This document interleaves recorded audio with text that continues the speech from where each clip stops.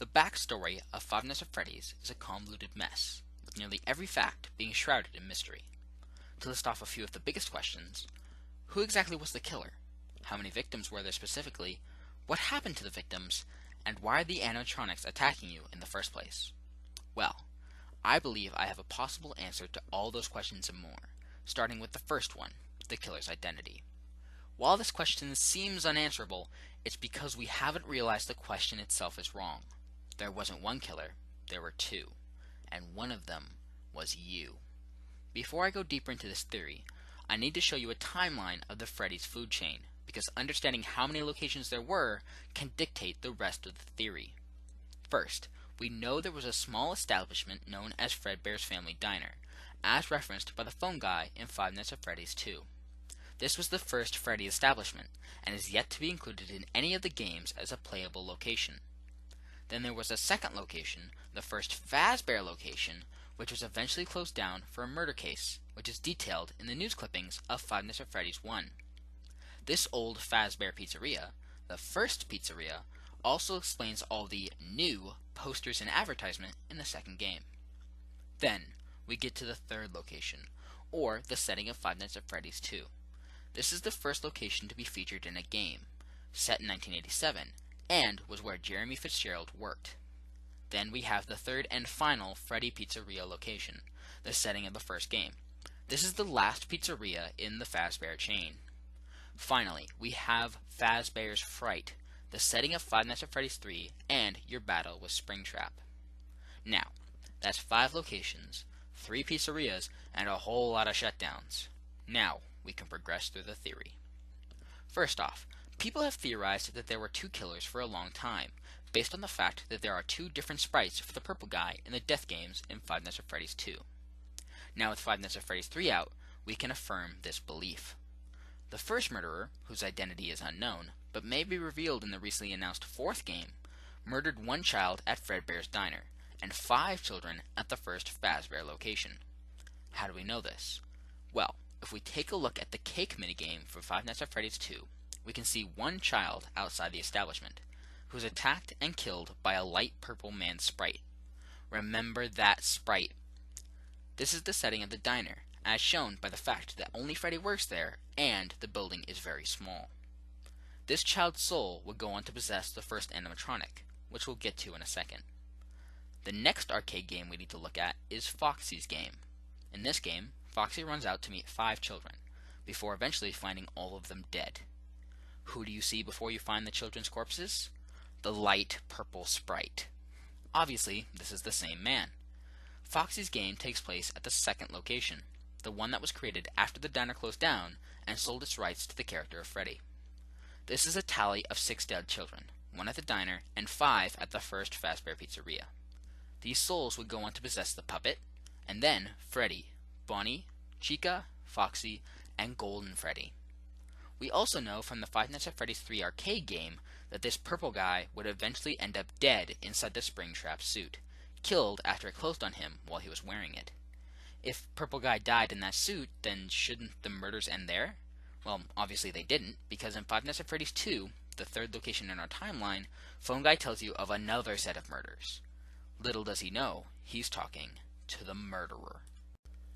In the second game, you work as a simple security guard, Jeremy Fitzgerald, watching the monitors, perusing the halls you would eventually use for your murders. You even faked being from out of country, the southern hemisphere in fact, to get away scot-clean, as shown by the phone guy thinking you're working a summer job in November in his first message for you. You drew inspiration from the last purple guy, and decide to commit the same crimes. We see your waste in the Save Them minigame, where we can find 5 dead corpses scattered throughout the restaurant. How do we know it's this restaurant and not another? The biggest piece of evidence comes from the fact that we can find both the toy animatronics and withered animatronics in the same establishment. The only location where this would have been possible is the one in Five Nights at Freddy's 2. We also know it was you because another sprite, a different sprite representing the purple guy, shows up to deactivate you at the end of the minigame. This purple guy sprite is darker, and the most noticeable fact is he's wearing a security guard badge, which is just what Jeremy would have been wearing. Oh, and don't think these 5 corpses went to waste either. They went on to possess the remaining toy animatronics: Toy Chica, Toy Bonnie, Toy Freddy, Mangle, and Balloon Boy.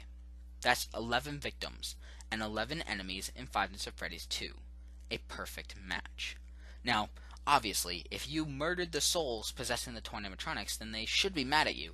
But what about the other animatronics? Why are they mad at you? They are mad at you, dear Wanderer, because you disassembled them as shown in the third game's arcade minigame. You lured them to the back room where you attempted to break them. Why?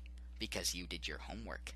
You knew that something was fishy with them, that the last murderer went missing, and you don't want a repeat of that mistake, so you try to break them, to stop them.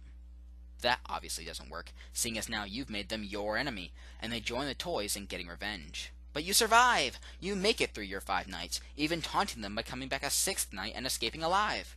You, Mr. Fitzgerald, make your mistake when you return to the final birthday party, and are bitten in the front of the head by one of the toy animatronics, most likely Mangle or Toy Bonnie, and are incapacitated. This injury frees the toy animatronic souls, and lets them move on, as shown by them being decommissioned at the end of the game. This is further supported by their masks being in the box in Five Nights at Freddy's 3, with their eyes hollow, an image we know from the good ending of the game to be a sign the spirits have moved on.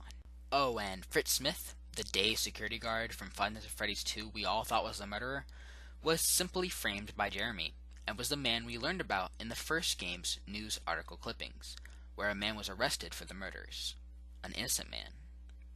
Or maybe not. That sprite that disassembled the animatronics in the Five Nights at Freddy's 3 arcade game did seem a bit discolored. Maybe there was an accomplice. But that's a theory for another day. That seems to explain everything, but we still have 2 more games to cover. Five Nights at Freddy's 1 is just the remaining souls, the oldest souls, trying to follow in the toys' footsteps to free themselves, through the only way they know how, killing a security guard.